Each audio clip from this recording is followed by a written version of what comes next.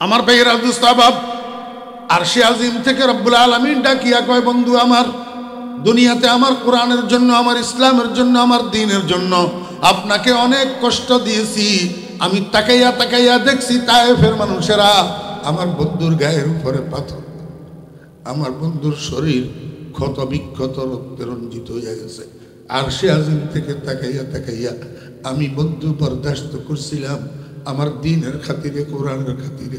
আজকে কিয়ামতের ময়দানে আপনার খুশির দিন, আজকে কেন আপনি কাঁদবেন? আজকে আপনার চোখের পানি আমি আল্লাহ বরদাস্ত করতে পারবো না। ইয়া মুহাম্মদ ইরফা রাসাক সাল তুতা ওয়াশফা তুশাফা। ও বন্ধু, মাথা উপরের দিকে উঠান, আপনার চোখের পানি মুছে ফেলুন।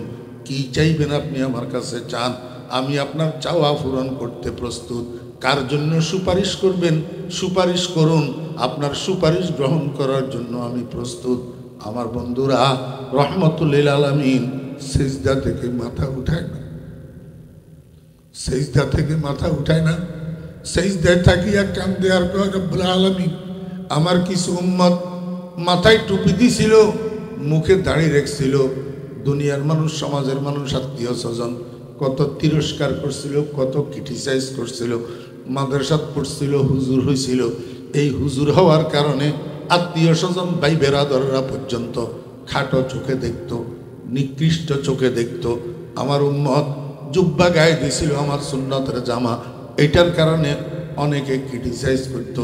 দস্তরখান দিয়া খানা খাইতো, টেবিল চেয়ারে খাইতো না, এটার জন্য সেকেলিয়ান কালচার করতো। আমার উম্মত আমার সুন্নত সারে নাই, যত ক্রিটিসাইজ, যত অজ্ঞালামি, যত কিছু সব বরদাস্ত করছে, কিন্তু আমার সুন্নত ছাড়ে নাই, আমার আদর্শ ছাড়ে নাই। মাওলাই কারীম আজকে আমার সেই উম্মতগুলা কাতারে কাতারে জাহান্নামের দিকে যাইতেছে। আমি রহমতুল লিল আলামিন হইয়া কেমনে বরদাস্ত করি? মাওলা, তোমার কোরআনের থেকে আমার নাম রহমতুল লিল আলামিনটা কাটিয়া দাও, নতুবা আমার সবগুলা উম্মতকে জাহান্নামের থেকে মুক্ত করে দাও। मुंबई शफकत बने और मादने उल्फत बने, सारे आलम के लिए पैगंबरी रहमत बने। আল্লাহ পাক রব্বুল আলামিন কে বন্ধু, আমি ওয়াদা করলাম একটা উম্মত যদি আপনার জাহান্নামে থাকে আপনি জান্নাতে যাইয়েন না, জাহান্নাম থেকে সবগুলা উম্মতকে মুক্ত করি, জান্নাতে পাঠাই, তারপরে আপনি জান্নাতে যাইয়েন। রহমতুল লিল আলামিন মাথা উঠাই এবার জাহান্নামের দিকে হাঁটা শুরু করছে। জাহান্নামের পাশে যাইয়া, জাহান্নামের দ্বারে যাইয়া দাঁড়াইয়া এক একটা উম্মতকে জাহান্নাম থেকে মুক্ত করি করি জান্নাতে পাঠাই দিবেন।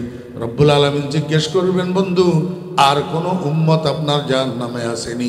রহমতুল লিল আলামিন বলবেন, না। রব্বুল আলামিন আমার আর কোনো উম্মত জাহান্নামে নাই। আল্লাহ পাক রব্বুল আলামিন বলবেন, বন্ধু আপনি রহমতুল লিল আলামিন ঠিক আছেন, কিন্তু আলিমুম বেজাতি সুদূর তো না, আপনি তো অন্তর্যামী না। আমার বান্দা কিছু কিছু এমন আছে যারা জীবনের একটা মুহূর্তে, একটা ক্ষণে অত্যন্ত সংগোপনে অন্তরের বিশ্বাসের সাথে শুধু একবার বলছিল লা ইলাহা ইল্লাল্লাহু মুহাম্মাদুর রাসূলুল্লাহ। এই যে অন্তরের বিশ্বাস নিয়া একবার কালিমাটা পড়ছিল, আমি আল্লাহর ওয়াহদানিয়তকে, আমি আল্লাহর ওজুদকে বিশ্বাস করছিল, এই কথাটা দুনিয়ার কোনো মানুষ জানে না। ওই সরিষার দানার মতো তার কলিজার মধ্যে চুবি আছে ইমানটা গোপনে। আমি আল্লাহ ছাড়া এই ইমানের খবর আর কেউ জানে না। এখন আমি কি করি দেখেন, আল্লাহ পাক কুদরতের খামসা বলে জাহান্নামের মধ্যে মারবে, আর এক খামসার মধ্যে ৭০,০০০ ইমানদার উঠাইয়া নিয়ে আসবে, এইভাবে সারি দিবে জান্নাতের মধ্যে, সব যাইয়া জান্নাতে পড়বে। এখন বলবে, বন্ধু আমার এখন কনফার্ম আপনার কোনো উম্মত আর জাহান্নামের মধ্যে নাই, এবার আপনি জান্নাতে চলে যেতে পারেন। আমার ভাইরা দুস্তাবাব, আমি আপনাদেরকে বুঝাইতে চেয়েছিলাম এই যে সুপারিশটা হিসাব নিকাশ শুরু করার জন্য, হিসাব নিকাশ শুরু করার জন্য যে প্রার্থনা কিয়ামতের ময়দানের মানুষেরা চাইতেছে, করতেছে, এইটার জন্য আল্লাহর কাছে বলবে কে? কে সুপারিশ করবে? কোনো নবী রসুল সাহস করে না। একমাত্র সুপারিশকারী মুহাম্মদুর রাসূলুল্লাহ সাল্লাল্লাহু আলাইহি ওয়াসাল্লাম। এই সুপারিশটার নাম শাফাআতে কুবরা, এই আসনটার নাম মাকামে মাহমুদ। আল্লাহ কা বান্দা, তাহাজ্জুদের নামাজ মার্কেট স্যুট অবস্থায় সারা দুনিয়ার মানুষ ঘুমাবে, আর তুমি ঘুম থেকে উঠি তাহাজ্জুদের নামাজ পড়বা। বন্ধু আমার, এইটার বিনিময়ে আমি আপনাকে পুরস্কার দেব মাকামে মাহমুদ। আসা আইয়া বাআসাকা রাব্বুকা মাকামাম মাহমুদা। ও বেরা দোস্ত আহবাব, এখন আপনাদের প্রশ্ন, নবীজিকে আল্লাহ তাহাজ্জুদের নামাজের হুকুম দিয়েছেন, নবীজির জন্য পুরস্কার ঘোষণা করছেন। আমরা যারা উম্মত, আমরা তাহাজ্জুদের নামাজ পড়লে আমাদের জন্য কি পুরস্কার? আপনারা মুফাসসিরিনে কেরামের তাফসীর দেখেন, যদিও মুখাতব খাস কিন্তু খেতাব আম, যদিও মুখাতব খাস কিন্তু খেতাব আম। ও বেরা দোস্ত আহবাব, তাহাজ্জুদের নামাজের জন্য রসুল আকরম সাল্লাল্লাহু আলাইহি ওয়াসাল্লামকে আল্লাহ পাক যেরকম মাকামে মাহমুদ দান করছেন, এমনিভাবে নবীজির উম্মতের মধ্যে যারা তাহাজ্জুদের নামাজ পড়বে তাদেরকেও আল্লাহ পাক রব্বুল আলামিন মাকামে মাহমুদে হুকমি দান করবেন। মাকামে মাহমুদে হুকমি অর্থ কি?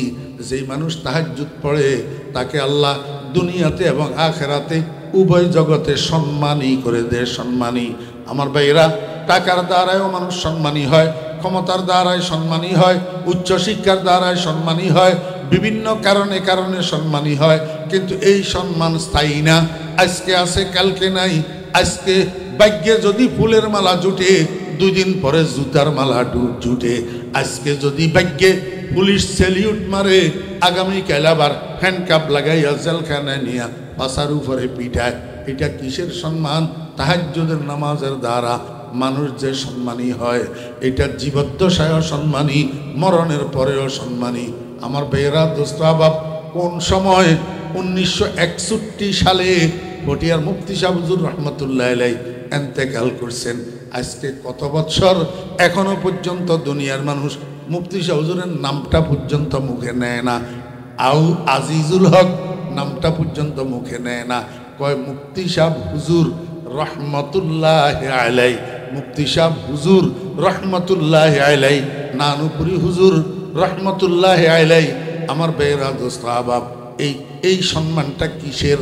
এই সম্মানটা তাহাজ্জুদের নামাজের বিনিময়। কোরআন শরীফের মধ্যে আল্লাহ সুবহানাহু ওয়া তাআলা ইরশাদ করেছেন, ওয়া মা খালাকতুল জিন্না ওয়াল ইনসা ইল্লা লিয়াবুদুন।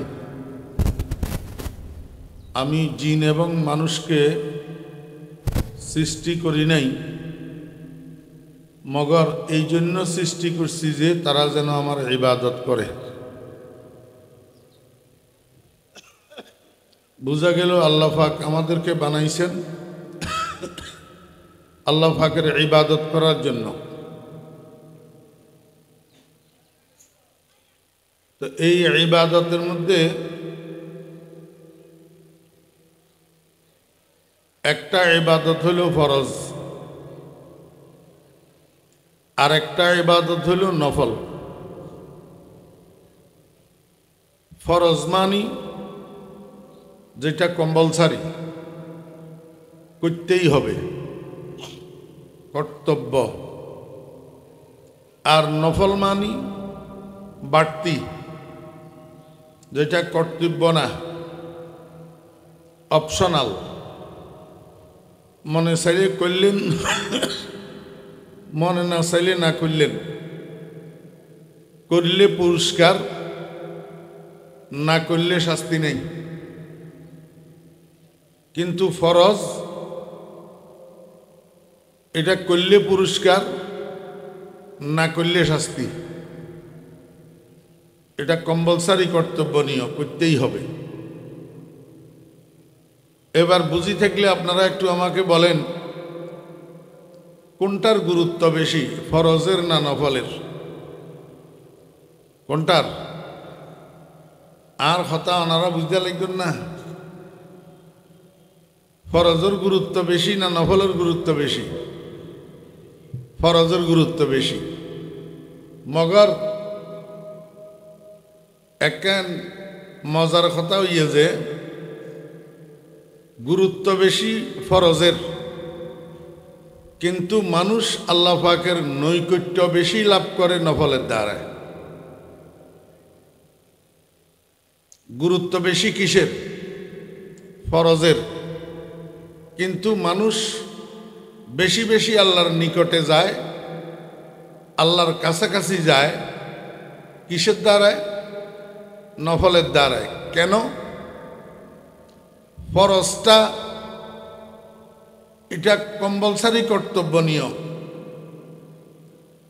একরকম এইটা পালন করা ডিউটি করা। কি করা?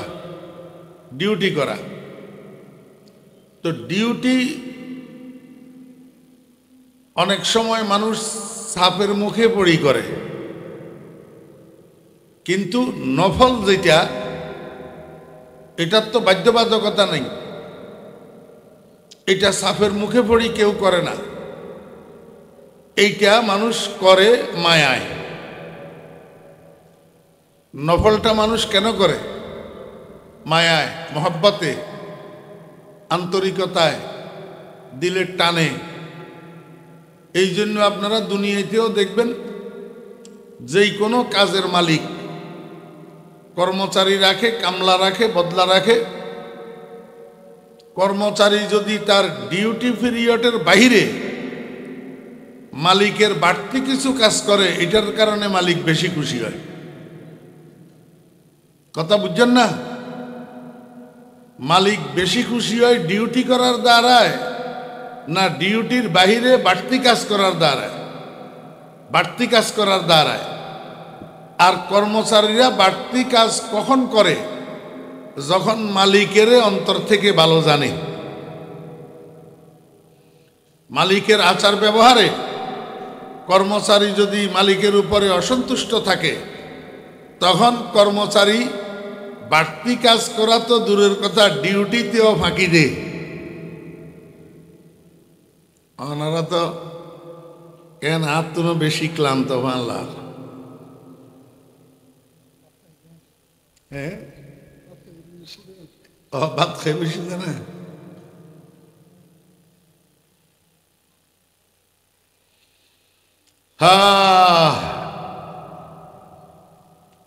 এই জন্য আল্লাহ সুবহানাহু ওয়া তাআলা হাদিসে কুদসির মধ্যে বলছেন,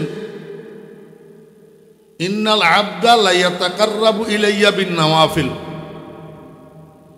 আমার বান্দারা আমার কাছাকাছি আসে, আমার নিকটে আসে, আমার নৈকট্য লাভ করে নফলের দ্বারা।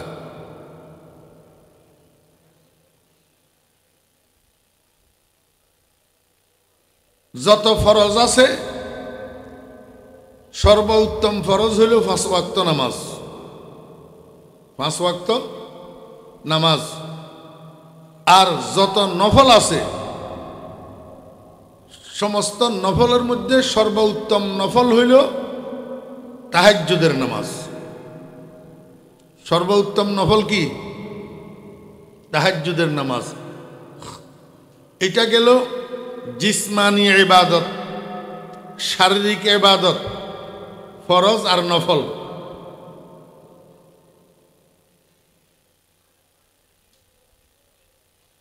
আরেকটা আছে জবানি ইবাদত, মুখের ইবাদত। এই মুখের ইবাদতের মধ্যেও দুইটা ইবাদত আছে, একটা ফরজ একটা নফল। মুখের যত ইবাদত আছে এর মধ্যে ফরজ ইবাদত হইল নামাজের মধ্যে কোরআন শরীফ তেলাওয়াত করা, কেরাত পড়া। নামাজের কেরাত বুঝে থাকলে বলুন তো, নামাজের কেরাতটা ফরজ না নফল? জি, ব্যাগুনে জানুন না ওনারা? কেন জানিবেন? নামাজের ভিতরে এবং বাহিরে কয় ফরজ?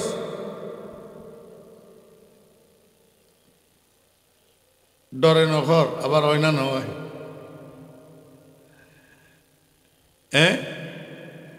সাহস করে হন না চাই। নামাজের বাহিরে ভিতরে কয় ফরজ?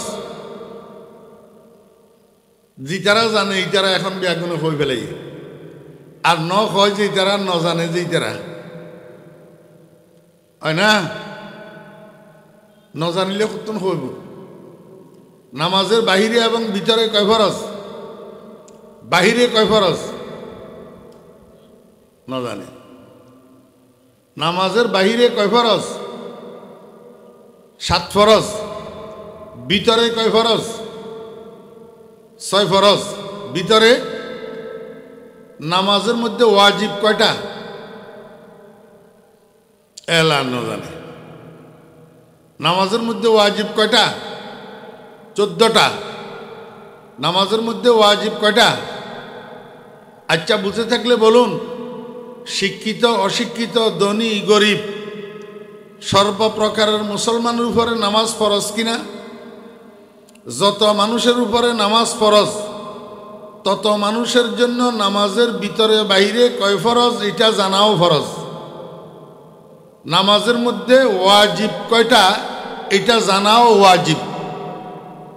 মুস্তালজিমুল ফরজে ফরজুন, মুস্তালজিমুল ওয়াজিবে ওয়াজিবুন। কেন?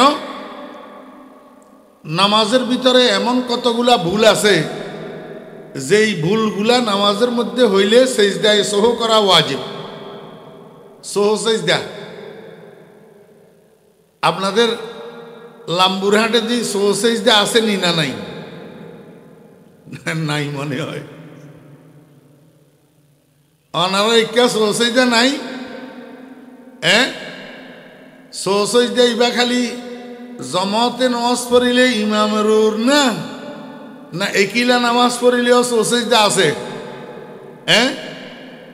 তা আর মধ্যে অনেক মানুষ আছে যে সারা জীবন নামাজ পড়ের অজ্ঞা সহ সেজদা কোনোদিন না দেয়। এইলা মানুষ নাই কেয়া?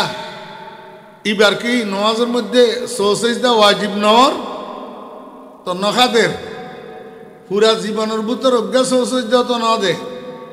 তাহলে বুঝা যাচ্ছে যে আসলে এবার নামাজের মধ্যে সহ সেজদা ওয়াজিব যে ইল্লাবুল অর মগর হইল্লাবুলে সহ সেজদা ওয়াজিব ই নিবে না জানে। বুঝছেন না? সহ সেজদা কিনলে ওয়াজিব ইন না জানে।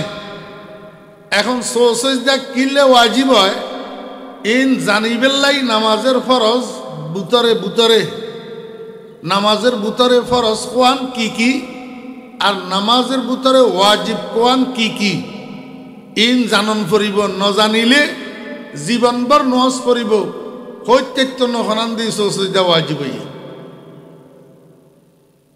কি আল্লাই?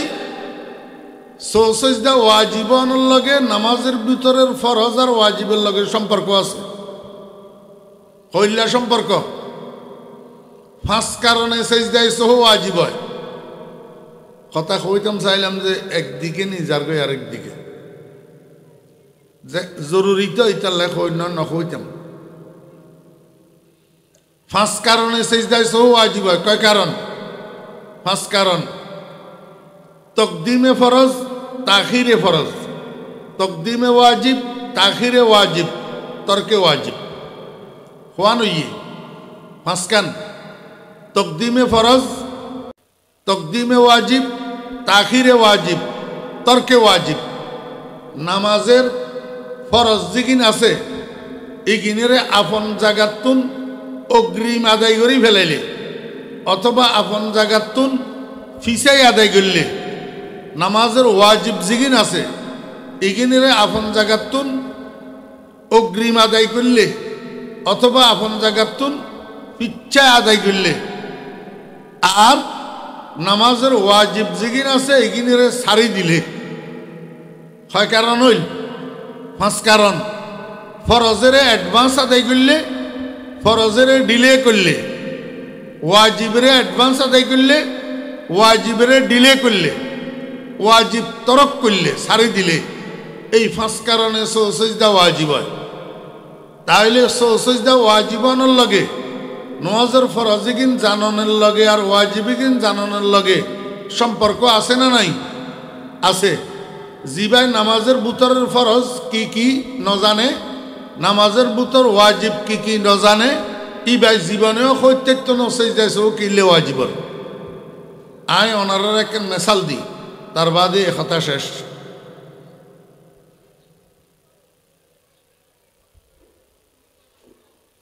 ডাকাতুন স্টার লাইন বাসত গড়ি ফেনি আইর রাস্তাত আসর নজ পরিবের লাই গাড়ি তেমনি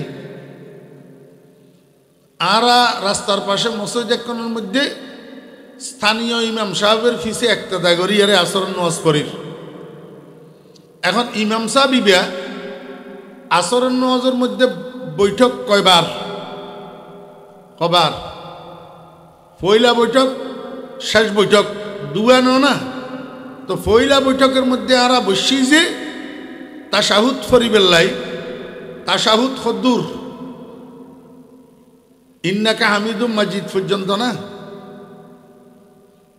জানে তাশাহুদ আব্দুহু আর রাসূলুহু পর্যন্ত ওয়া আশহাদু আন্না মুহাম্মাদান আব্দুহু আর রাসূলুহু পর্যন্ত তাশাহুদ ইয়ার পরের গান কি আল্লাহুম্মা সাল্লি আলাইহি কি হয় না হয় আল্লাহুম্মা সাল্লি আলাইহি কি দরুদ শরীফ অনারা নওয়াজের মধ্যে দরুদ শরীফ পড়েন না না হয় আই পড়ি না আই নওয়াজের মধ্যে দরুদ শরীফ পড়ি যে মানুষ আর যদি কেউ অপবাদ দে আই রসুলের দুশ্মন বলে দরুদ ন পড়ি তাহলে খতাইবা হাসা হইব না মিছে হইব মিছা নহইব আই নামাজি না বেনামাজি এখন জোর নজ ফরি আসছি না নফরি আসছি তাহলে নওয়াজের মধ্যে দরুদ শরীফ আছে তো আছে যে আই দরুদ শরীফ নফরিন না তো কেউ যদি হয় ফরিদুদ্দিন আল মোবারক ওয়াবি রসুলের দুশ্মন দরুদ নফরে খতাইবা কাট্টা মিছা না তা আল্লাহ আল্লাহ দোনোজনাল্লাহ কিয়ামতের ময়দানে আল্লাহ পাকের আদালত আছে না নাই তো মিশতা কই আরে দুনিয়ার ভিতরে না তুমি ফারফাই যাওয়ার গই কিয়ামতের দিন ফারফাই পারিবে না আল্লাহর আদালতত জবাব দিতে পারিবে না মিছা কথা ইবা সাব্যস্ত করিতে পারিবে না আয় ওনারা বুঝে ফেললে চাইলাম যে আব্দুহু আর রাসূলুহু পর্যন্ত ইবা তাশাহুদ পয়লা বৈঠকের মধ্যে এদুরা ফরিয়ারে উড়ি যাব গই কি হয়ে যাব উড়ি যাব পয়লা বৈঠকে যে 2 রাকাতের পরে আসরের নামাজের ফরজ 2 রাকাত না 4 রাকাত 4 রাকাত তাহলে পয়লা বৈঠকের পরে আরো 2 রাকাত রই ন গই তাহলে উড়ি জন নফরিব না ইমাম সাহেব বাবা নউডের কিরে একবার ফইলাম তাশাহুদ ফরিয়ারে বই রই আরো একবার ফরিদ তাজ্জুম যে ইল্লা সময় পর্যন্ত বই রই ইমাম সাহেব বাবা নউডের আই মনে মনে হইছে কিরে ইতে নখাউডের কতক্ষণ ভরে যাই যে উঠতে আল্লাহর রহমত হইয়ে বাকি 2 রাকাত ফজ্জি এলা সালাম ফিরাইয়ে তো সালাম ফিরানির বাদে আমি ইমাম সাহেবের ফুসার করলাম যে ও ইমাম সাহেব তুমি পয়লা বৈঠকের মধ্যে এতক্ষণ কি রিলে আর এত তাশাহুদ ফরি আরো একবার ফরিদ ফারে ফান সময় বই রই তুই ন উড়র এতক্ষণ কিল্লা যে পয়লা বৈঠকত কয় যে আয় বলি গেইলাম আয় তাশাহুদ ফরিয়ারে দরুদ শরীফ ফরি ফেলাই হদ্দুর হজ্জ কয় যে ফুরা ফরি ফেলাই একবারে দ্বিতীয়বার ইন্নাকা হামিদুম মাজিদ পর্যন্ত ব্যাখ্যা ফরি ফেলাই তা কইলাম যে তুই তইলে সোসেজ দেখা না কইলে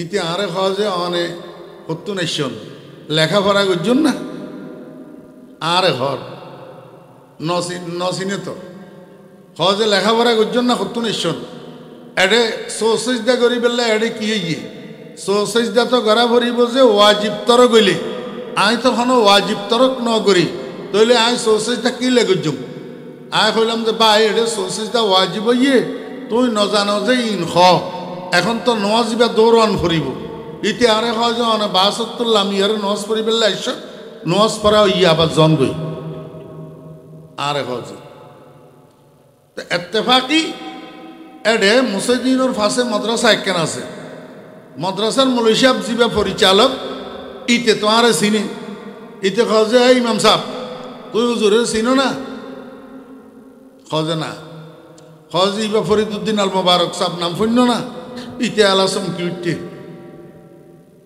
খোঁজে হুজুর আর একখানা খই দিও না হয়তো না জানি তো খই দি ইতের মশলা 5 কারণে সেজদায় সো ওয়াজিব হয় এডে তুই তাশাহুদ ফরিয়ারে দরুদ শরীফ পুরা ফরি ফেলাইও যে এই যতক্ষণ সময় দরুদ শরীফ পড়তে লাগিয়ে এতক্ষণ সময় একখান ফরজ বিলম্বিত হইয়ে কি ফরজ আব্দুহু আর রাসূলু খানের পরে তোমার খামাসিল যে খাড়া হইজন এই খাড়া অন্যান্য নওয়াজের মধ্যে ফরজ নওয়াজের মধ্যে খাড়া অন্যান্য কি ফরজ দাঁড়াইয়া নামাজ পড়া এই দাঁড়ানো খামিবারে তুই দরুদ শরীফ পড়তে যতক্ষণ সময় লাগে এতক্ষণ সময় তুমি বিলম্বিত গুজ্জ এবার তাখিরে ফরজ হইয়ে এ তাখিরে ফরজের কারণে সেজদায় সহ ওয়াজিব হইয়ে তুই সেজদায় সহ ন ঘর যে ওয়াজিব তর গুজ্জ এখন নোয়াজিন আবার দৌড়াই ভরানো ওয়াজিব এলা মান্নি এলা মান্নি আই অনারা বুঝাইতাম সাহায্যে অজ্ঞা মানুষ সেজদায় সহ গরিবেল্লাই সেজদায় সহ খাতে ওয়াজিবাইন জানিবেল্লাই ইতেতে নওয়াজের বুতর ফরজ কোয়ান ওয়াজিব কোয়ান জানন করিব কথা বুঝছেন না ওনারা ব্যাগুনে জানন না ন জানন জানলে তো কই থাকতেন ব্যাগুনে ন কইতে লাগজন নওয়াজের বুতরে ফরজ কোয়ান ওয়াজিব কোয়ান সুন্নতে মুআক্কাদা কোয়ান ইন জানন করিব কথা বুঝছেন না আয় ওনারা বুঝাইতাম চাইলাম যে জবানি যত ইবাদত আছে এই জবানি ইবাদত তিনর মধ্যে ফরজ হইয়া যে নওয়াজের কেরাত নওয়াজের কেরাত ইবা জবানি ইবাদত নওয়াজের বুতর কিন্তু ফরজ আর জবানি ইবাদত যত নফল আছে নফল নফল জবানি ইবাদত ইগিনোর মধ্যে সর্বশ্রেষ্ঠ ইবাদত হইয়া জিক্রুল্লাহ সর্বশ্রেষ্ঠ ইবাদত কি জিক্রুল্লাহ মুখের দ্বারাই যে ইবাদত হয় এই ইবাদত দিনের মধ্যে সর্বশ্রেষ্ঠ ইবাদত আল্লাহর জিকির আল্লাহর কথা বুঝে পাচ্ছি না তাহলে মোট কয় প্রকার হইল চার প্রকার কয় প্রকার চার প্রকার জিসমানি ইবাদতের মধ্যে ফরজ নফল জবানি ইবাদতের মধ্যে ফরজ নফল জিসমানি ইবাদতের মধ্যে ফরজ হইছে 5 ওয়াক্ত নামাজ জিসমানি ইবাদতের মধ্যে নফল হইছে তাহাজ্জুদের নামাজ আরো আছে শ্রেষ্ঠ জিনের কথা হচ্ছে হ্যাঁ জিসমানি ইবাদতের মধ্যে শ্রেষ্ঠ জিসমানি ইবাদত নফল তাহাজ্জুদের নামাজ क्या তাহাজ্জুদের নামাজ এত দামিল क्या কথা বুঝতে লাগবেন না ওনারা क्या কিছুদিন আগে কেঁচা মরিচের দাম 500 টাকা পর্যন্ত কেজি হইল না হ্যাঁ নয় দাম বাড়ি গিয়ে যেন কেঁচা মরিচের क्या কেঁচা মরিচের দাম কা বাড়ি গেল কেঁচা মরিচ জিন উৎপাদন গেল কোল্ড স্টোরেজওয়ালারা কোল্ড স্টোরেজের মধ্যে রাখিয়ে যে বিদ্যুৎ বিভ্রাটের কারণে কোলেস্টেরলের কাঁচা মরিচ ব্যাগুন ফসে গিয়ে গেল আবার উৎপাদন করিবার লাই কাঁচা মরিচের ক্ষেত লাগাইয়ে যে এডে অতি বৃষ্টির কারণে খ্যাতিহীন নষ্ট হয়ে গিয়ে গেল তাহলে নতুনভাবে উৎপাদন বিঘ্নিত হইয়ে আগর উৎপাদিত ইউন ফসে গিয়ে এলা মার্কেটের মধ্যে কাঁচা মরিচ ছুট না হচ্ছে মার্কেটের মধ্যে জিন ছুট পড়ে ইনের দাম বাড়ি যাবে আমি আপনাদেরকে কথা বুঝাইতে পারছি মনোযোগ আছে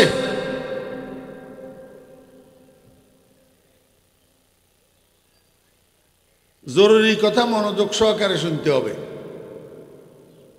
এটা ইউসুফ জুলেখার বয়ান না ওই ইউটিউবের ভিতরে আমার ইউসুফ জুলেখার বয়ান আছে এই হাটাদারি কলেজ মাঠের এটা শুনিয়েন এটা জরুরি বয়ান হ্যাঁ মার্কেটের মধ্যে দাম মাল যেটা ছুট পড়ে সেটার দাম বাড়েনি কথা কয় না দাম বাড়ে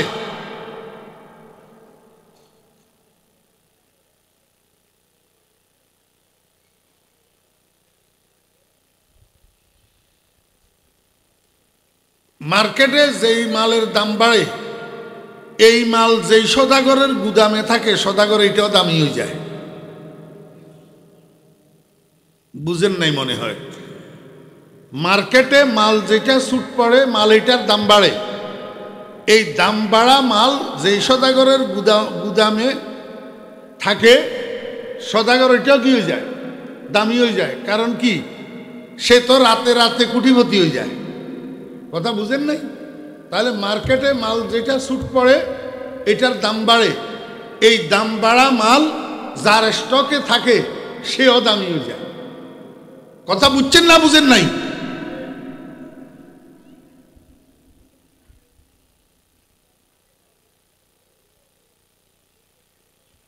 চুম্বক চিনেননি? চুম্বক, চুম্বকের মধ্যে আকর্ষণ আছে, আছে না নাই? কিন্তু এই আকর্ষণের দ্বারাই চুম্বকে অ্যালুমিনিয়াম টানেনি, বলে টানে, বলে সিলভার টানে, কাঠ টানেনি, কি টানে? লোহা। কারণ কি?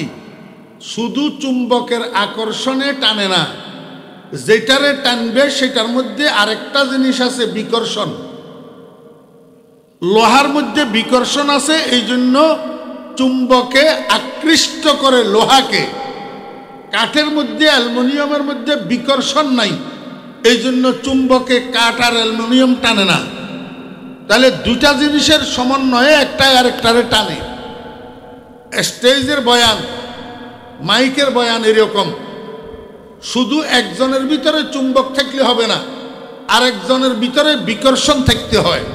অর্থাৎ শ্রোতার মধ্যেও ইখলাস থাকতে হয়, আর বক্তার মধ্যেও ইখলাস থাকতে হয়, আর শ্রোতার মধ্যেও মনোযোগ আকর্ষণ থাকতে হয়। দোনোদিক একসাথ হইলে তা আল্লাহর পক্ষ থেকে বক্তার কলবের মধ্যে জরুরি জরুরি কথা এলকা হয়। আপনারা মনে করছেন এখানে মাইকের সামনে বসলেই যে কেউ পণ্ডিতি করতে পারে? আপনি আসে বসেই চান না।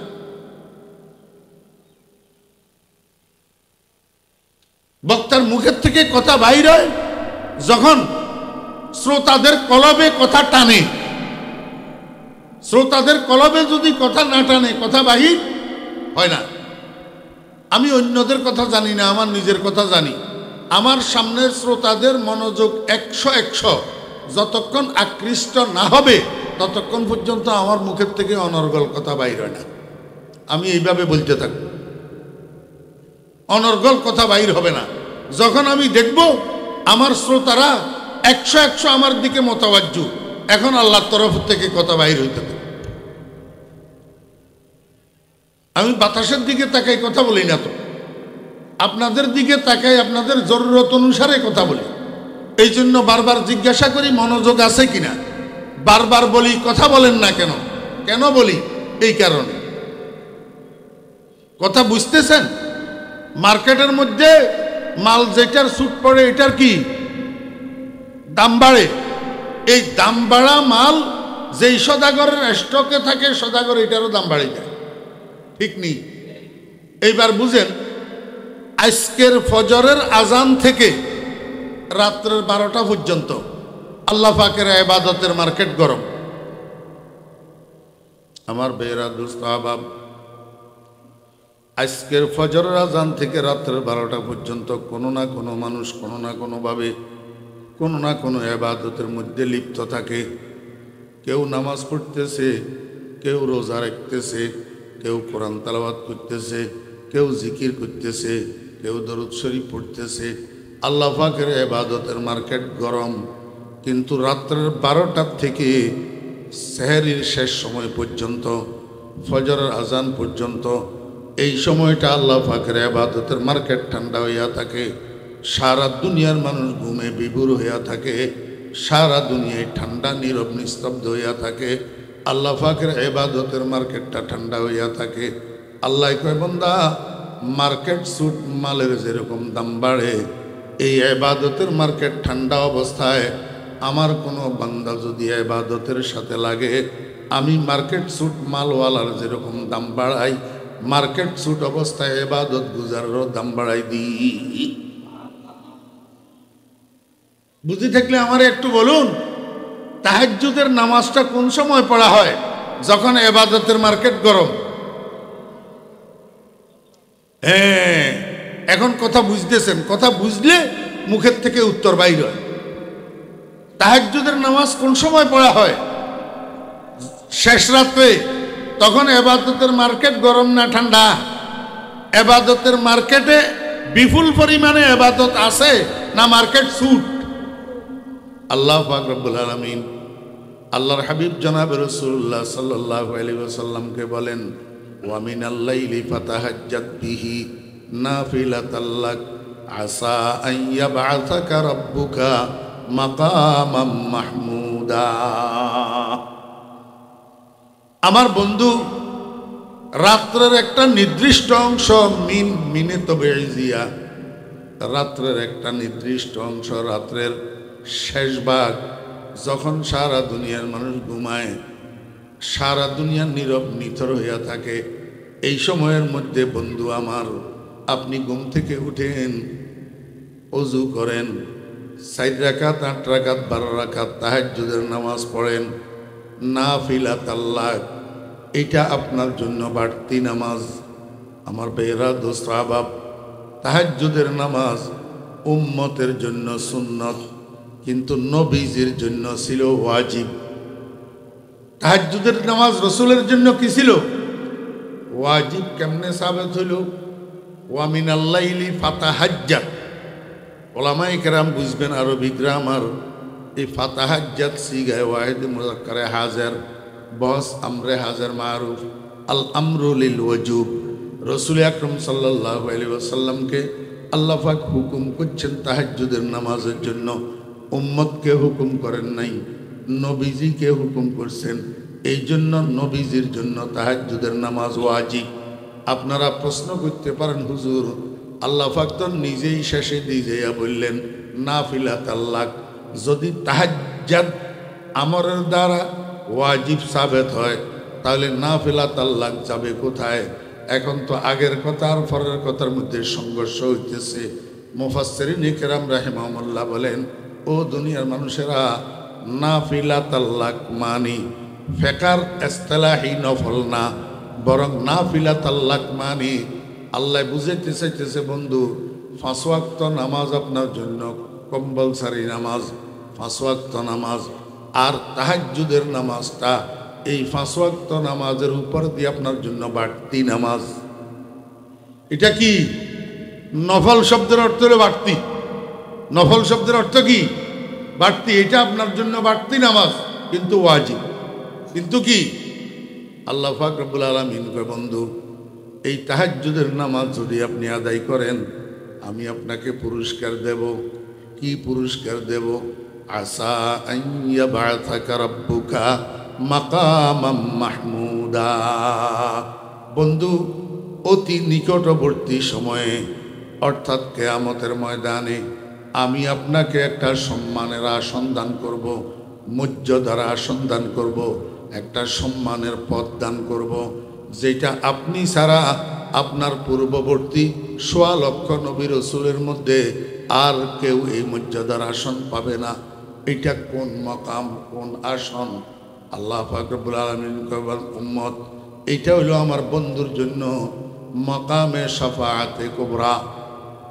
মাকামে শাফাআতে কুবরা, শাফাআতে কুবরার আসন, শাফাআতে কুবরার অধিকার, শাফাআতে কুবরার মর্যাদা আল্লাহ পাক শুধু আল্লাহর বন্ধু মুহাম্মদুর রাসূলুল্লাহ সাল্লাল্লাহু আলাইহি ওয়াসাল্লামকে দান করবেন। এটা আর কোনো নবীকে দেওয়া হবে না। শাফাআতে কুবরা এটা কি? আমার বেরা দোস্ত আহবাবেরা, কিয়ামতের মাঠ যখন কায়েম হবে, প্রথমত কিয়ামতের মাঠের মধ্যে একটা কম্পন থাকবে, কম্পন, ভূমিকম্প লাগাতার কিয়ামতের মাঠ কাঁপতে থাকবে, কাঁপতে থাকবে। ইয়া আইয়ুহান নাস ইত্তাকু রাব্বাকুম ইন্না যালজালাতাস সাআতি শাইউন আযীম ইয়াওমা তারাউনাহা তাযহালু কুল্লু মুরদিআতিন আম্মা আরদাআত ওয়া তাযাউ কুল্লু যাতি হামলিন হামলাহা ওয়া তারান নাসা সুকারা ওয়া মা হুম বিসুকারা ওয়ালাকিন্না আযাবাল্লাহি শাদীদ। কথা লম্বা হবে, এই জন্য বাড়াইতেছি না। কিয়ামতের মাঠের মধ্যে একটা ভূকম্পন থাকবে লাগাতার। 2 নম্বরে কিয়ামতের মাঠের মধ্যে 7টা সূর্য ফিটিং করা থাকবে, 7টা সূর্য। 3 নম্বরে দুনিয়ার জমিন হলো মাটি, কিয়ামতের মাঠ কিন্তু মাটি হবে না, কিয়ামতের মাঠ হবে তামার। আমার বেরা দোস্ত আহবাব, মাটির একটা স্বভাব হইল মাটি ঠান্ডা। মাটি কি? ঠান্ডা। মাটি নম্র, মাটি ভদ্র, মাটি বিনয়ী, মাটি ধৈর্যশীল, মাটি সহনশীল, মাটি পরোপকারী। আল্লাহর বানানো 4 মূল ধাতুর মধ্যে একমাত্র মূল ধাতু পরোপকারী হইল মাটি। আর বাকি 3টা মূল ধাতু মানুষের ক্ষতি করে। আগুনেও মানুষের ক্ষতি করে, পানিও মানুষের ক্ষতি করে, বাতাসেও মানুষের ক্ষতি করে। আগুন যেখানে লাগে সেখানে জ্বালাইয়া ছাই বানাইয়া দে, বাতাস যেখান দিয়ে উড়ে সেখান দিয়ে সব কিছুরে উড়াইয়া লন্ডভন্ড করিয়া দে, পানি যেখান দিয়ে স্রোতে প্রবাহিত হয় দামি দামি জিনিসপত্রগুলা বাসাইয়া বঙ্গোপসাগরে নিয়ে যায়। আগুনেও মানুষের ক্ষতি করে, পানিও মানুষের ক্ষতি করে, বাতাসেও মানুষের ক্ষতি করে, কিন্তু একমাত্র ধাতু মাটি মানুষের ক্ষতি করে না। আমার বেয়েরা দোস্ত আবাব, মাটির মধ্যে গর্ত বানাইয়া মানুষ পায়খানা প্রস্রাবখানা বানায়, মাটির বুক চিরিয়া পাতালের থেকে মানুষ পানি উঠাইয়া খায়, মাটির বুক চিরিয়া মাটির মধ্যে রহিত যত খনিজ সম্পদ আছে সব কিছু মানুষ বাইর করে। মাটির বুক চিরিয়া মাটির ভিতরে মানুষ ফসল ফলাদি ফলায়, ক্ষেত কৃষি করে, খাদ্যদ্রব্যগুলা উৎপাদন করে।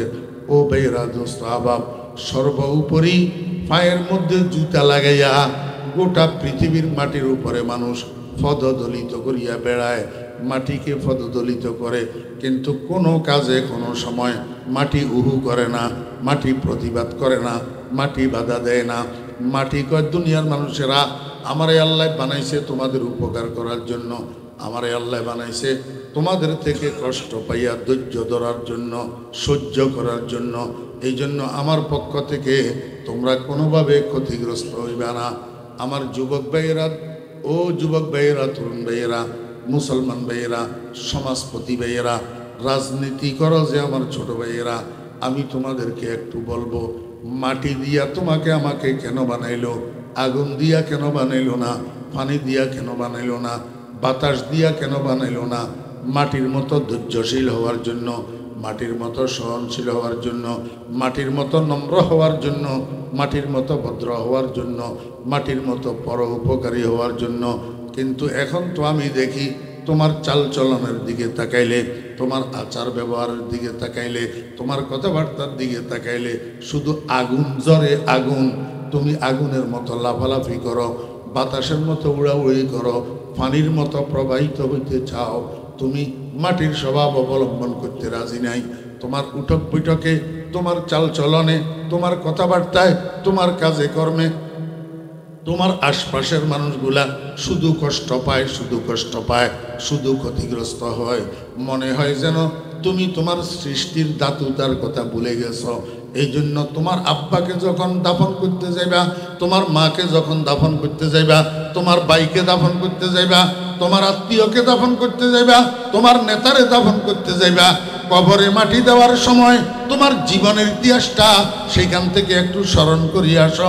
মিনহা খালাকনাকুম ওয়া ফিহা নুঈদুকুম ওয়া মিনহা নুখরিজুকুম তারাতান উখরা। দোয়াটাও তো মুসলমান শুদ্ধ করে জানে না। আখেরি জামানার মুসলমান প্লাস্টিকের আমের মতো কবর জিয়ারতের দোয়াটা শুদ্ধ করে মুখস্থ জানে না, মুর্দাকে কবরে নামানোর দোয়াটা শুদ্ধ করে মুখস্থ জানে না, কবরে মাটি দেওয়ার দোয়াটা শুদ্ধ করে মুখস্থ জানে না, জানাজার নামাজের দোয়াটা শুদ্ধ করে মুখস্থ জানে না। আখেরি জামানার মুসলমান নামের মুসলমান প্লাস্টিকের আমের মতো শুধু রুজি করো আর খাও, রাতভর বলদের মতো ঘুমাও, ঘুমের থেকে উঠি আবার বাথরুম লোড করো, আর বিয়ে শাদী একটা করি খালি আদম সন্তানের প্রোডাকশন করো। এইটার বাইরে মুসলমান আর কিছু বুঝতে তৈয়ার না,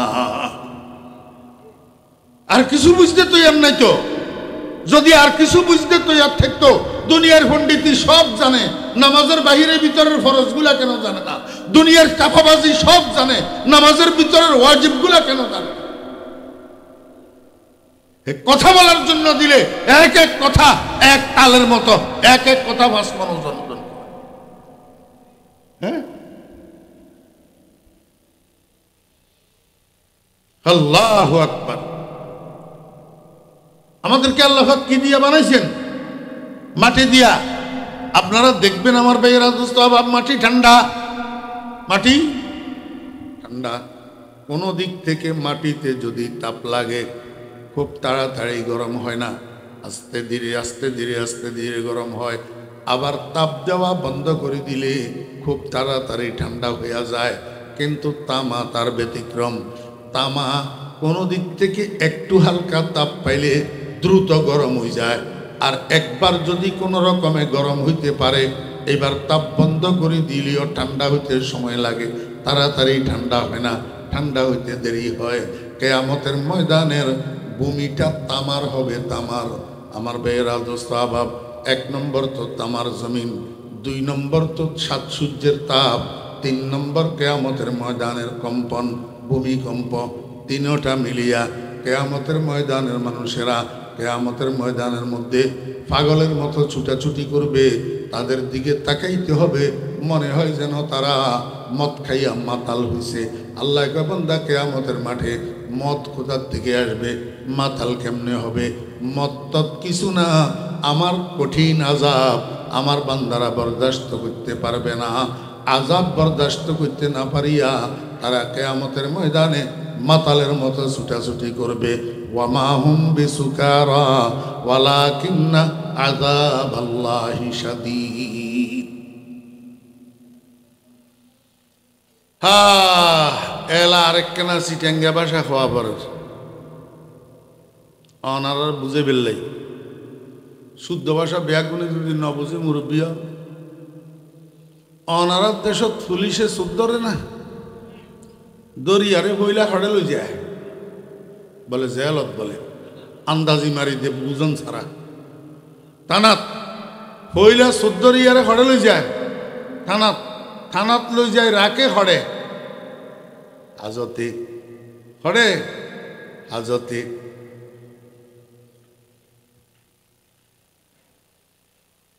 ইতারা গিল্লে যে বুঝিয়ে হিন্দি আইজন স্টেজ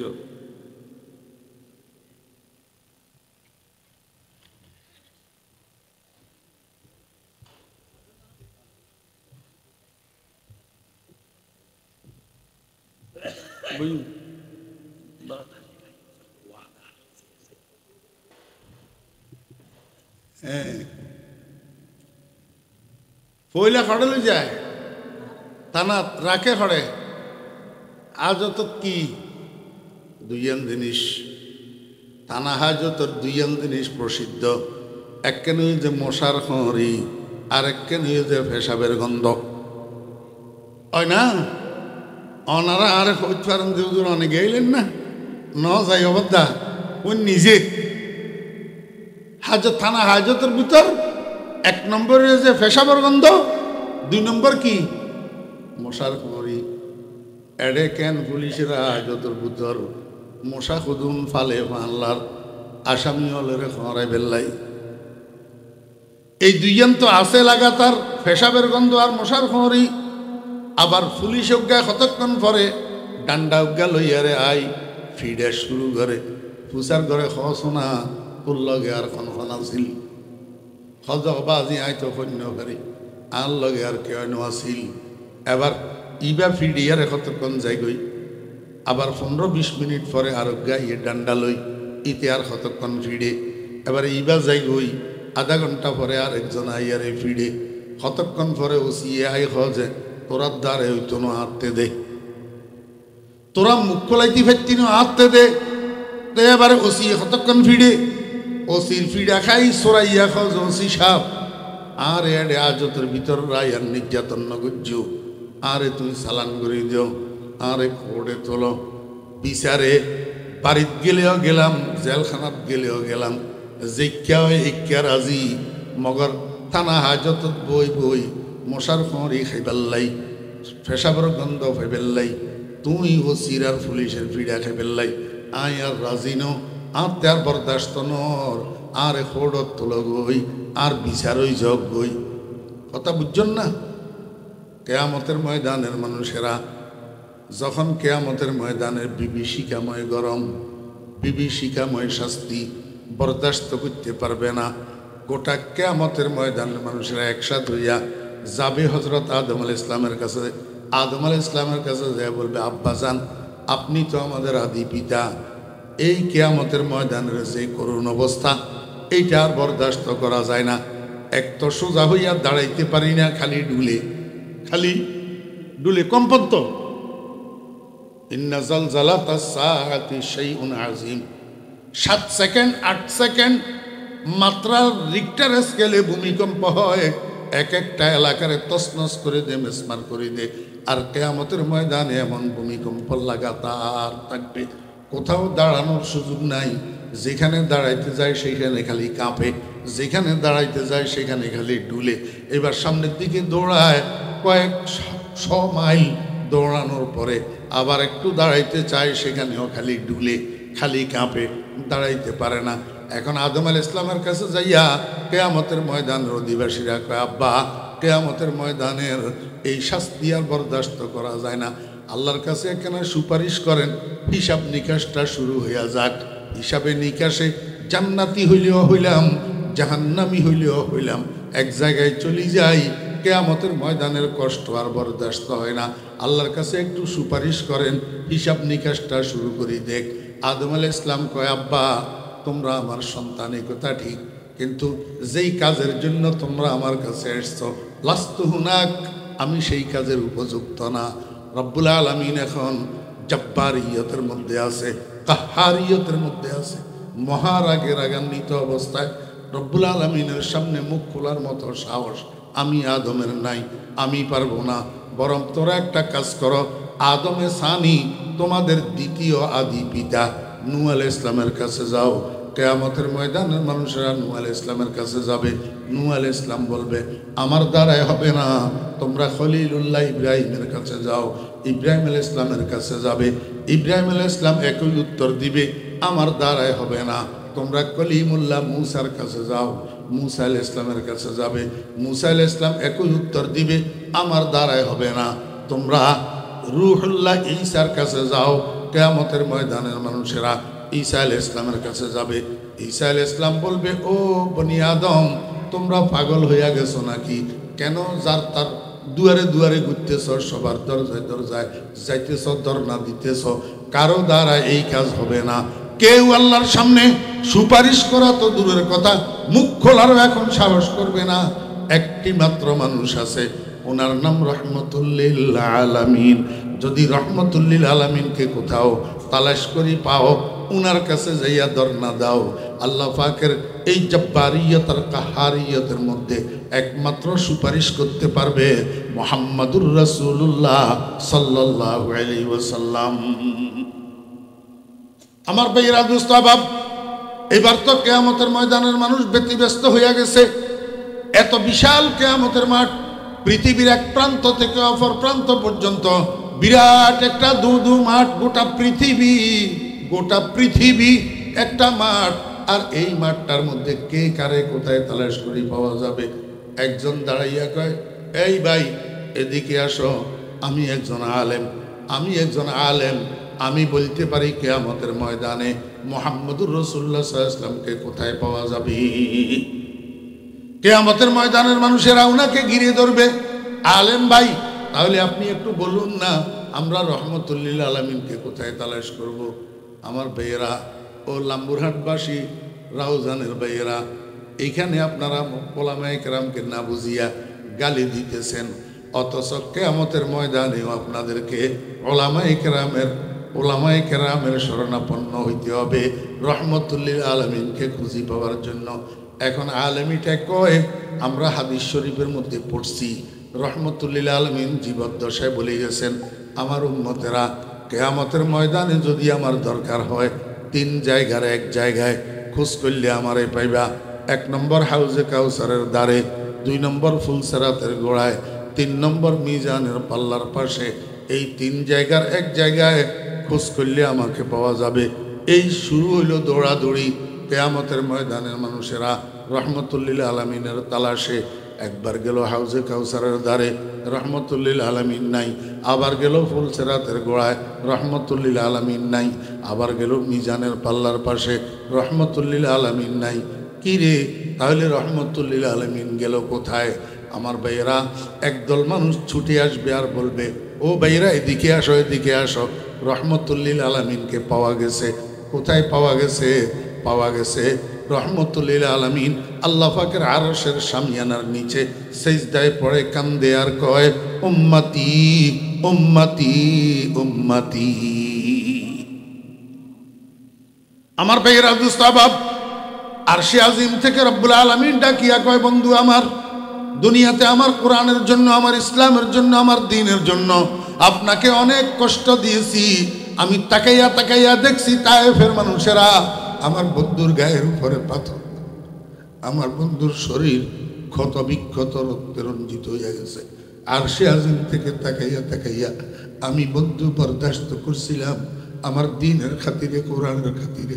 আজকে কিয়ামতের ময়দানে আপনার খুশির দিন, আজকে কেন আপনি কাঁদবেন? আজকে আপনার চোখের পানি আমি আল্লাহ বরদাস্ত করতে পারবো না। ইয়া মুহাম্মদ ইরফা রাসাক সাল তুতা ওয়াশফা তুশাফা। ও বন্ধু, মাথা উপরের দিকে উঠান, আপনার চোখের পানি মুছে ফেলুন। কি চাইবেন আপনি আমার কাছে চান, আমি আপনার চাওয়া পূরণ করতে প্রস্তুত। কার জন্য সুপারিশ করবেন সুপারিশ করুন, আপনার সুপারিশ গ্রহণ করার জন্য আমি প্রস্তুত। আমার বন্ধুরা, রহমতুল্লিল আলামিন সিজদা থেকে মাথা উঠায় না, সিজদা থেকে মাথা উঠায় না, সিজদায় থাকিয়া কান্দে আর কয়, রব্বুল আলামিন আমার কিছু উম্মত মাথায় টুপি দিছিল, মুখে দাড়ি রেখছিল, দুনিয়ার মানুষ, সমাজের মানুষ, আত্মীয় স্বজন কত তিরস্কার করছিল, কত ক্রিটিসাইজ করছিল, মাদ্রাসাত পড়ছিল, হুজুর হয়েছিল। এই হুজুর হওয়ার কারণে আত্মীয় স্বজন ভাই বেরাদররা পর্যন্ত খাটো চোখে দেখত, নিকৃষ্ট চোখে দেখত। আমার উম্মত জুব্বা গায়ে দিয়েছিল, আমার সুন্নতের জামা, এটার কারণে অনেকে ক্রিটিসাইজ করতো। দস্তরখান দিয়া খানা খাইতো, টেবিল চেয়ারে খাইতো না, এটার জন্য সেকেলিয়ান কালচার করতো। আমার উম্মত আমার সুন্নত সারে নাই, যত ক্রিটিসাইজ, যত অজ্ঞালামি, যত কিছু সব বরদাস্ত করছে, কিন্তু আমার সুন্নত ছাড়ে নাই, আমার আদর্শ ছাড়ে নাই। মাওলাই কারিম আজকে আমার সেই উম্মতগুলা কাতারে কাতারে জাহান্নামের দিকে যাইতেছে। আমি রহমতুল্লিল আলামিন হইয়া কেমনে বরদাস্ত করি? মাওলা, তোমার কোরআনের থেকে আমার নাম রহমতুল্লিল আলামিনটা কাটিয়া দাও, নতুবা আমার সবগুলা উম্মতকে জাহান্নামের থেকে মুক্ত করে দাও। मुंबई शफकत बने और मादने उल्फत बने, सारे आलम के लिए पैगंबरी रहमत बने। আল্লাহ পাক রব্বুল আলামিন কে বন্ধু, আমি ওয়াদা করলাম একটা উম্মত যদি আপনার জাহান্নামে থাকে আপনি জান্নাতে যাইয়েন না, জাহান্নাম থেকে সবগুলা উম্মতকে মুক্ত করি, জান্নাতে পাঠাই, তারপরে আপনি জান্নাতে যাইয়েন। রহমতুল্লিল আলামিন মাথা উঠাই এবার জাহান্নামের দিকে হাঁটা শুরু করছে। জাহান্নামের পাশে যাইয়া, জাহান্নামের দ্বারে যাইয়া দাঁড়াইয়া এক একটা উম্মতকে জাহান্নাম থেকে মুক্ত করি করি জান্নাতে পাঠাই দিবেন। রব্বুল আলামিন জিজ্ঞেস করবেন, বন্ধু আর কোনো উম্মত আপনার জাহান্নামে আসেনি?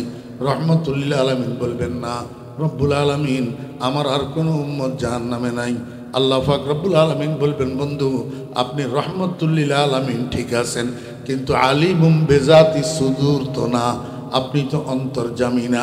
আমার বান্দা কিছু কিছু এমন আছে যারা জীবনের একটা মুহূর্তে, একটা ক্ষণে অত্যন্ত সংগোপনে অন্তরের বিশ্বাসের সাথে শুধু একবার বলছিল লা ইলাহা ইল্লাল্লাহু মুহাম্মাদুর রাসূলুল্লাহ।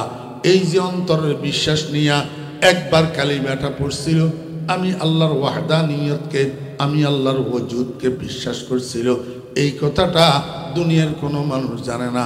ওই সরিষার দানার মতো তার কলিজার মধ্যে চুবি আছে ইমানটা গোপনে। আমি আল্লাহ ছাড়া এই ইমানের খবর আর কেউ জানে না। এখন আমি কি করি দেখেন, আল্লাহ পাক কুদরতের খামসা বলে জাহান্নামের মধ্যে মারবে, আর এক খামসার মধ্যে ৭০,০০০ ইমানদার উঠাইয়া নিয়ে আসবে, এইভাবে সারি দিবে জান্নাতের মধ্যে, সব যাইয়া জান্নাতে পড়বে।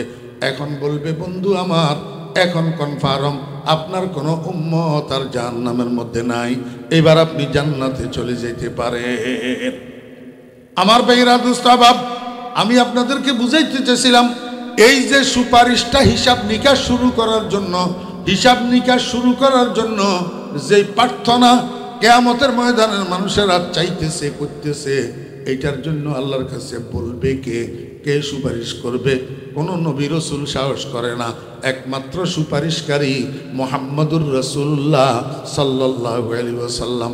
এই সুপারিশটার নাম শাফাআতে কুবরা, এই আসনটার নাম মাকামে মাহমুদ। আল্লাহ কা বান্দা, তাহাজ্জুদের নামাজ মার্কেট সুট অবস্থায় সারা দুনিয়ার মানুষ ঘুমাবে, আর তুমি ঘুম থেকে উঠি তাহাজ্জুদের নামাজ পড়বা। বন্ধু আমার, এইটার বিনিময়ে আমি আপনাকে পুরস্কার দেব মাকামে মাহমুদ। আসা আইয়া বাআসাকা রাব্বুকা মাকামাম মাহমুদা। ও বেরা দোস্ত আবাব, এখন আপনাদের প্রশ্ন, নবীজিকে আল্লাহ তাহাজ্জুদের নামাজের হুকুম দিয়েছেন, নবীজির জন্য পুরস্কার ঘোষণা করছেন। আমরা যারা উম্মত, আমরা তাহাজ্জুদের নামাজ পড়লে আমাদের জন্য কি পুরস্কার? আপনারা মুফাসসিরিনে কেরামের তাফসীর দেখেন, যদিও মুখাতব খাস কিন্তু খেতাব আম, যদিও মুখাতব খাস কিন্তু খেতাব আম।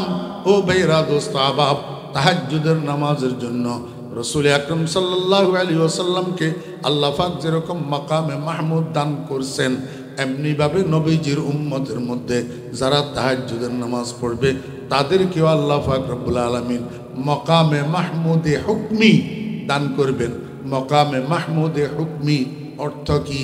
যেই মানুষ তাহাজ্জুদ পড়ে তাকে আল্লাহ দুনিয়াতে এবং আখিরাতে উভয় জগতে সম্মানী করে দেয়। সম্মানী আমার ভাইরা, টাকার দ্বারায়ও মানুষ সম্মানী হয়, ক্ষমতার দ্বারায় সম্মানী হয়, উচ্চশিক্ষার দ্বারায় সম্মানী হয়, বিভিন্ন কারণে সম্মানী হয়, কিন্তু এই সম্মান স্থায়ী না। আজকে আছে কালকে নাই।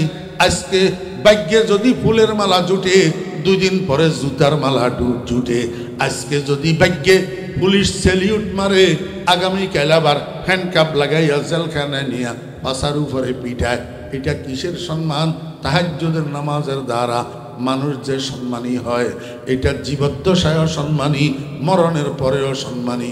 আমার ভাইয়েরা দোস্ত আবাব, কোন সময় 1961 সালে পটিয়ার মুফতি সাহেব হুজুর রহমতুল্লাহ আলাইহি ইন্তেকাল করছেন। আজকে কত বছর, এখনো পর্যন্ত দুনিয়ার মানুষ মুফতি সাহেব হুজুরের নামটা পর্যন্ত মুখে নেয় না। আজিজুল হক নামটা পর্যন্ত মুখে নেয় না, কয় মুফতি সাহেব হুজুর রহমতুল্লাহ আলাইহি, মুফতি সাহেব হুজুর রহমতুল্লাহ আলাইহি, নানুপুরি হুজুর রহমতুল্লাহ আলাইহি। আমার বেরা দোস্ত আহবাব, এই সম্মানটা কিসের? এই সম্মানটা তাহাজ্জুদের নামাজের বিনিময়। এই জন্য রাসূল আকরাম সাল্লাল্লাহু আলাইহি ওয়াসাল্লাম হযরত আব্দুল্লাহ ইবনে মাসউদ রাদিয়াল্লাহু আনহুকে বলেন, ও আব্দুল্লাহ ইবনে মাসউদ, লা তাকুন মিসলা ফুলানিন কানা ইয়াকুমু মিনাল লাইলি ফাতারাকা কিয়ামাল লাইল। ওই মানুষটার মতো হইও না যে মানুষটা একসময় তাহাজ্জুদের নামাজ পড়তো, এখন অলসতার দরুন, নফসানিয়তের দরুন তাহাজ্জুদের নামাজটা ছাড়ি দিছে। এরকম হইও না, বরং লাগাতার মৃত্যু পর্যন্ত তাহাজ্জুদের নামাজটাকে তুমি তোমার জন্য কম্পালসারি করে নাও। আলাইকুম বিকিয়ামিল লাইল ফাইন্নাহা মাগফিরাতুল লিসসাইয়্যাতি ওয়া মানহাতুন আনিল ইসম, ফাইন্নাহা মাগফিরাতুল লিসসাইয়্যাতি ওয়া মানহাতুন আনিল ইসম। আমার উম্মতেরা, তোমরা তাহাজ্জুদের নামাজকে নিজের জন্য কম্পালসারি করে নাও।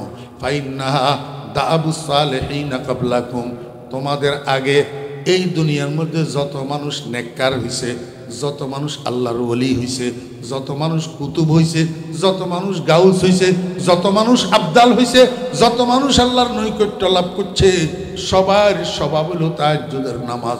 সবার স্বভাব হলো তাহাজ্জুদের নামাজ। সারা দুনিয়ার ভিতরে সবচেয়ে দামি মানুষ সাহাবায়ে কেরাম রিদওয়ানুল্লাহি তাআলা আলাইহিম আজমাইন, নবীজির সাহাবীগণ। এক একজন সাহাবীর পায়ের তালুর দুলা যদি এক পাল্লায় উঠাই দেওয়া হয়, আরেক পাল্লায় সারা দুনিয়ার ওলি আবদালকে উঠাই দিলে, হাজার হাজার জুনায়েদ বাগদাদি, হাজার হাজার শিবলি নোমানি, হাজার হাজার আব্দুল কাদের জিলানি এক পাল্লায় উঠাই দিলে হযরত আবু হুরায়রা রাদিয়াল্লাহু আনহুর পায়ের তালুর দুলার সমান হবে না। কারণটা কি? উনাদের কাছে ওই মার্কেট সুট মাল এটা ছিল। কানু কলিলাম মিনাল লাইলি মা ইয়াহজাউন ওয়া বিল আসহারি হুম ইস্তাগফিরুন। আমার ভাইয়েরা, দোস্ত বাবেরা, ও লাম্বুরহাটবাসী ভাইয়েরা, আমাদের মধ্যে অনেক মানুষ এমন আছি তাহাজ্জুদের নামাজ কাকে বলে জানি না, তাহাজ্জুদের নামাজ কাকে বলে চিনি না। রমজান মাসের মধ্যে সেহরি খাওয়ার জন্য উঠি, অথচ সেই সুবর্ণ সুযোগটা গ্রহণ করি, একটু ওযু করি, 4 রাকাত তাহাজ্জুদের নামাজ আমরা পড়ি না। আমি অনুরোধ করব মুসলমান ভাইয়েরা, তাহাজ্জুদের নামাজ ডবল অ্যাক্টিভিটিওয়ালা নামাজ। ডবল অ্যাক্টিভিটি, ডবল অ্যাক্টিভিটি কি? এই পর্যন্ত যত গুনাহ করছেন তাহাজ্জুদের নামাজে সব মিটাইয়া দিবে। সামনের দিকে মৃত্যু পর্যন্ত তাহাজ্জুদের নামাজে আপনাকে গুনার থেকে বিরত রাখবে। পিছনের গুলা মাফ করাই দিবে, সামনের দিকে গুনার থেকে ফিরাইয়া রাখবে। ফাইন্নাহা মাগফিরাতুল লিসাইয়্যাতি ওয়া মানহাতুন আনিল ইসম। দোস্ত আহবাবেরা, ও যুবক ভাইয়েরা, যদি দুনিয়া আখিরাতে সম্মানী হইতে চাও তাহাজ্জুদের নামাজ ধরো। তাহাজ্জুদের নামাজ, তাহাজ্জুদের নামাজ কমপক্ষে 4 রাকাত, বেশির মধ্যে 12 রাকাত। এই 4 রাকাত, 8 রাকাত, 12 রাকাত তাহাজ্জুদের নামাজ পড়ি। এইবার কি করিবা? 2খানা হাত আল্লাহর দরবারে উঠাইবা, কষ্ট করি হইলেও 2 ফোঁটা চোখের পানি ছাড়বা, আল্লাহর দরবারে গুনাহগুলা মাপ চাইবা। এলাহি গরকে দরিয়ায়ে গুনাহম তুমি দানি ওয়া খুদ হস্তি গওয়াহম, গুনাহোं की किश्ती डुबा दे खुदाया तू दरियाए रहमत बहा दे खुदाया। ও দোস্ত, সাহাবায়ে কেরাম তো মাগফুরুম মিনাল্লাহ, ক্ষমার সার্টিফিকেট প্রাপ্ত, ক্ষমার সার্টিফিকেট প্রাপ্ত, আল্লাহর সন্তুষ্টির সার্টিফিকেট প্রাপ্ত, সদাকতের সার্টিফিকেট প্রাপ্ত। এরপরেও আল্লাহ কয় ওয়াবিল আসহারিহুম ইয়াস্তাগফিরুন, সেহরির সময় শেষ রাত্রে তাহাজ্জুদের নামাজের পরে নবীজির সাহাবীরা আল্লাহর দরবারে বসে বসে গুনাহ মাপ চাইয়া চাইয়া কাঁদতেন। ওনারা তো মাগফুরুম মিনাল্লাহ, ক্ষমার সার্টিফিকেট প্রাপ্ত, এরপরেও গুনাহ মাপ চাইয়া চাইয়া কাঁদতেন। আমাদের কি পরিমাণ শেষ রাত্রে উঠি গুনাহ মাপ চাইয়া আল্লাহর দরবারে কাঁদার দরকার। দোস্ত আহবাবেরা, শেষ রাত্রে উঠি আল্লাহর দরবারে গুনাহ মাপ চাইয়া কাঁদবেন। এরপরে কি করবেন? এরপরে আল্লাহ পাকের সাথে একটু নিরিবিলিতে, গোপনে, নিরিবিলিতে, অতীব গভীর হয় রজনী যখন, অতীব গভীর হয় রজনী যখন, নীরবে প্রভুর নাম জপিও তখন। এই তাহাজ্জুদের নামাজের পরে গোপনে বসে বসে আল্লাহর সাথে প্রেম আলাপ শুরু করবেন। লা ইলাহা ইল্লাল্লাহ, লা ইলাহা ইল্লাল্লাহ, লা ইলাহা ইল্লাল্লাহু মুহাম্মাদুর রাসূলুল্লাহ। হযরত মুজাহিদ রাহমাতুল্লাহ আলাইহি একজন জলিলুল কদর তাবেঈ, আব্দুল্লাহ ইবনে মাসউদ রাদিয়াল্লাহু আনহুর শাগরিদ, জলিলুল কদর মুহাদ্দিস। বুখারী শরীফের মধ্যে হযরত মুজাহিদ রাহমাতুল্লাহ আলাইহির বর্ণনায় অনেক হাদিস বর্ণিত আছে। হযরত মুজাহিদ রাহমাতুল্লাহ আলাইহি বাজারের থেকে পাগলি টাইপের একটা বাঁধি খরিদ করে এনেছিলেন ঘরের কাজের জন্য। পাগলি টাইপের বাঁধি, দেখতে পাগলের মতো লাগে। একটা কাচ্চা ঘরের মধ্যে এক পাশে বেড়ার এক পাশে, পার্টিশনের এক পাশে হযরত মুজাহিদ রাহমাতুল্লাহ আলাইহি থাকে, আর এক পাশে পাগলি বাঁধি এটা থাকে। কিছুদিন যাওয়ার পরে রাত্রের গভীরে হযরত মুজাহিদ রাহমাতুল্লাহ আলাইহির ঘুম ভাঙি গেছে একটা আওয়াজে। কিসের আওয়াজ? বেড়ার ওই পার্শ্বের থেকে আওয়াজ আসতেছে। পাগলি বাঁধি আল্লাহর দরবারে বসি বসি মুনাজাত দরি কান্দে আর দোয়া করে, আল্লাহ তুমি যে আমারে মহব্বত করো কোনো সন্দেহ নাই। মাওলায়ে কারীম, তোমার মহব্বতের কসম দিয়া তোমার কাছে জীবনের গুনাহগুলা মাপ চাইতে আসি। দয়া করি তুমি যে আমারে মহব্বত করো সেই মহব্বতের উসিলায় আমার গুনাহগুলা মাফ করে দাও। কান্দে পাগলি বাঁধি মুনাজাত দরি, কি সুন্দর দোয়া করতেছে। কিন্তু হযরত মুজাহিদ রাহমাতুল্লাহ আলাইহির কাছে সুন্দর লাগে নাই। উনি দিছে ডাক, এই বাঁধি এদিকে আয়। মুনিবের ডাক তো তাড়াতাড়ি মুনাজাত শেষ করি। পাগলি বাঁধি হযরত মুজাহিদ রাহমাতুল্লাহ আলাইহির সামনে আসি দাঁড়াইছে। মুজাহিদ রাহমাতুল্লাহ আলাইহি কয়, এই বাঁধি তুই তো মস্ত বড় বেয়াদব। কয়, হুজুর আমার অপরাধ। সারা দুনিয়ার ওলি আব্দুল গাউস কুতুবেরা আল্লাহর কাছে আল্লাহর মোহাব্বত ভিক্ষা চায়। मोहब्बत अपना मुझको ए खुदा दे, मुझे भी जामे उल्फत के पिला दे। सारा दुनियार ओली अब्दालरा आल्लाहर काছে আল্লাহর मोहब्बत ভিক্ষা চায়। আয় তুই আল্লাহর কাছে আল্লাহর मोहब्बतेर कसम দিয়া গুনাহ মাপ চাইতেছিস। ও পাগলি বল, এত কনফার্ম তুই কেমনে বুঝলি যে আল্লাহ তোকে मोहब्बत করে? আর সে আজিমের থেকে তোর কাছে চিঠিপত্র এসেছে নাকি? পাগলিবাদী মুজাহিদের কয়, ও মুজাহিদ, আপনি আমাকে চিনেন না, কিন্তু আমি তো আপনারে ভালো রকম চিনি। আপনি তো উচ্চ মর্যাদা সম্পন্ন একজন মুহাদ্দিস, কিন্তু এখন দেখতেছি আপনার কাছে আল্লাহর হাবিবের একখানা হাদিস পৌঁছে নাই। قال رسول الله صلى الله عليه وسلم إذا أراد الله بعبد خيرا استعمله الله। قالوا كيف استعمله الله يا رسول الله؟ قال يوفقه الله للعمل الصالح قبل الموت। ও বেরা দুস্তাবাব, আমরা বাংলা ভাষাভাষী মানুষ, এই জন্য নবীজির হাদিস পাঠ করলে আমরা বুঝি না, আমাদেরকে অনুবাদ করে দেওয়া লাগে। হযরত মুজাহিদ রহমতুল্লাহ আলাইহি কি বাঙালি ছিলেননি? ওনার সামনে হাদিস বয়ান করলে ওনারে অনুবাদ করে দেওয়া লাগতো নি। পাগলিবাদী যখন হাদিস বয়ান করে মুজাহিদের শুনাইছে, মুজাহিদ মনে মনে করে বাপরে বাপ, দেখতে পাগলের মতো লাগে। এখন তো দেখি এমন এক হাদিস আমাকে শুনাইলো, আমি এত বড় মুহাদ্দিস, এখনো পর্যন্ত আমার কাছে এই হাদিস পৌঁছে নাই। এটা তো হাদিসে সহিহে মারফুয়ে মুত্তাসিল। পাগলি আমারে হাদিস বয়ান করে শোনায়। হযরত মুজাহিদ রহমতুল্লাহ আলাইহিকে হাদিস বয়ান করার পরে এবার পাগলি হযরত মুজাহিদ রহমতুল্লাহ আলাইহির ভাষায় কয়, ও মুজাহিদ, এই হাদিসের মধ্যে নবীজি বলছেন, আল্লাহ কোনো মানুষের ভালাই যদি চায়, আল্লাহ কোনো মানুষের কল্যাণ যদি চায়, কোনো মানুষকে যদি আল্লাহ মোহাব্বত করে, মৃত্যুর আগে আগে ওই মানুষটাকে নেক কাজের তৌফিক দিয়া নেক কাজের মধ্যে আল্লাহ মানুষ এটাকে ব্যবহার করে। পাগলিবাদী গহম জাহিদ, আল্লাহর হাবিবের হাদিস এটা যদি সত্য হয়, আর সত্য যে কোনো সন্দেহ নাই, বলেন না এই গভীর রজনীতে সারা দুনিয়ায় নীরব নিথর হইয়া রয়েছে, আপনারা সবাই ঘুমে বিভোর, আর আমার মতো পাগলিবাদী রে আল্লাহ ঘুম থেকে উঠাইয়া ঠান্ডা পানি দিয়ে ওযু করাইলেন, তাহাজ্জুদের নামাজ পড়াইলেন, এখন আবার আল্লাহর দরবারে বসাইয়া বসাইয়া কাঁদায়। আপনি কি মনে করেন আমি এমনি নিজে নিজে কাঁদি? আমি আল্লাহর দরবারে যখন হাত উঠাইয়া কান্না শুরু করি, গায়েবের থেকে একটা আওয়াজ আমাকে ডাকিয়া ডাকিয়া কয়, খুশনুমায়দ নালায়ে সব হায় তু জৌকে হাদারম জেয়া রব হায় তু। ও পাগলিবাদী আমার, তুই আমার পাগলিবাদী, তুই যত কাঁদস আমার কাছে তত ভালো লাগে। এই জন্য আমি আল্লাহ চাই তোরে আর একটু কাঁদাই। ও পাগলি, তুই আর একটু কাঁদ, মুনাজাত শেষ করিস না, মুনাজাত দরি থাক, আর মুনাজাতের মধ্যে আমার কাছে তুই আর একটু কাঁদ। খুশনুমায়দ নালায়ে সব হায় তু জৌকে হাদারম জেয়া রব হায় তু। আমার বেগরা দুস্তাবাব হযরত মুজাহিদ রহমতুল্লাহ থমকি গেছে। ওরে বাপ রে বাপ, দেখতে পাগলের মতো লাগে। এই পাগলি কয় কিরে? হযরত মুজাহিদ রহমতুল্লাহ আলাইহি কয়, পাগলি আমি তো মনে করছিলাম তুই সাধারণবাদী, এখন দেখি তুই তো সাধারণ না, তুই তো এক অসাধারণ রমণী। আমি তোর থেকে সেবা গ্রহণ করি, তোকে দাসী বানাইয়া মনে হয় ভুল করছি। আজকের এই মুহূর্তে তোরে আমি স্বাধীন করিয়া দিলাম, মুক্ত করিয়া দিলাম। দাসত্বের জীবন তোকে আর কাটাইতে হবে না, তবে একটা শর্ত আছে, তুই মুক্ত জীবনে অন্য কোথাও যেতে পারবি না, বাকি হায়াত আমার এখানে কাটাইতে হবে। আমি এতদিন পর্যন্ত তোর থেকে সেবা গ্রহণ করি, যে অন্যায় করছি সেটার প্রায়শ্চিত্ত করব, বাকি জীবন তুই বাঁধের সেবা করিয়া করিয়া।